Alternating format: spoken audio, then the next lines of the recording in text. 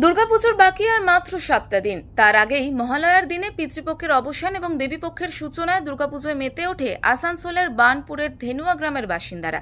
ওই গ্রামের কালীকৃষ্ণ যোগাশ্রম আজ মহালয়ার দিনেই ষষ্ঠী, সপ্তমী, অষ্টমী, নবমী এবং দশমী পর্যায়ে পূজিত হন দেবী দুর্গা এবং পুজো সমাপন হওয়ার পর মা দুর্গাকে বিসর্জন দেওয়া হয়। এই পুজোতে স্থানীয় এলাকা ছাড়াও পার্শ্ববর্তী জেলা বাঁকুড়া, পুরুলিয়া থেকেও ভক্তদের সমাগম হয়। এই মণ্ডপে মা দুর্গার সঙ্গে থাকে না গণেশ, লক্ষ্মী, কার্তিক, সরস্বতী, কিন্তু মা এখানে দশভুজা রূপেই বিরাজ করেন। দর্শনার্থীদের কথায়, আমরা এখানে এই পুজোটার জন্য প্রত্যেক বছর আসি এবং ভোগ খেয়ে যাই। আমরা যে এই মন্দিরে আসছি, আমরা লোকমুখে শুনেছি এই মন্দিরের কথা। এই মন্দিরের বিশেষত্ব হচ্ছে একটা দিনেই ষষ্ঠী, সপ্তমী, অষ্টমী, নবমী, দশমী পুজো হয় এবং পুজোটা সারাদিন হয়ে বিকেলে মায়ের বিসর্জন হয়।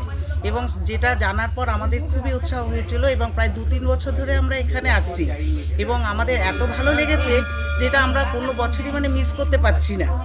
হ্যাঁ, তো সেটাই বলছি যে আমরা চাইছি যে আমরা যেন প্রতি বছর এসে এখানে মায়ের দর্শন করে যেতে পারি।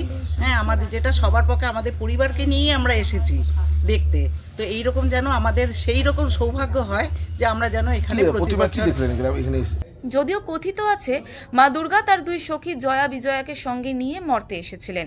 তার সাধক তেজানন্দ ব্রহ্মচারী তার সাধনার বলে ওই দৃশ্য দেখতে পান। তারপর থেকে এই গ্রামে মা দুর্গা পাশে জয়া, বিজয়া 2 সখীকে সঙ্গে নিয়ে পূজিত হয়ে আসছেন। পুজোতে ফলমূল, অন্ন ভোগ দেওয়ার পাশাপাশি খিচুড়ি ভোগেরও আয়োজন করা হয়। এই একদিনের পুজোতে আনন্দে মেতে ওঠে গোটা গ্রাম। 1979 সালে পূজা শুরু হয়, আমরা ছোটো ছিলাম, কিন্তু পূজাও চলছে। আমরা যেটুকু সত্যানন্দ ব্রহ্মচারীর কাছে শুনেছিলাম, তেজানন্দ মহারাজের কাছে, যে এই পুজোটার বৈশিষ্ট্য হচ্ছে যে মায়ের পুজো একদিনে দুর্গাপূজা ষষ্ঠী, সপ্তমী, অষ্টমী, নবমী, দশমী। আমরা জিজ্ঞেস করলাম যখন একদিনে হওয়ার কারণটা কি, মা বা লক্ষ্মী, সরস্বতী, কার্তিক, গণেশ কাউকে নিয়ে এলো না, মা একা কেন এলো?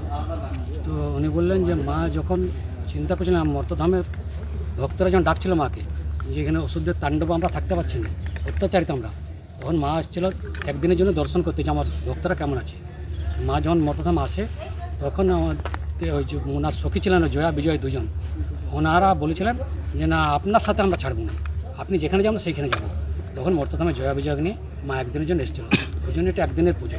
2 সখীকে নিয়ে জয়া এবং বিজয় আসানসোল ধেনুয়া কালীকৃষ্ণ যোগাশ্রমে একদিনের হয় দুর্গাপুজো।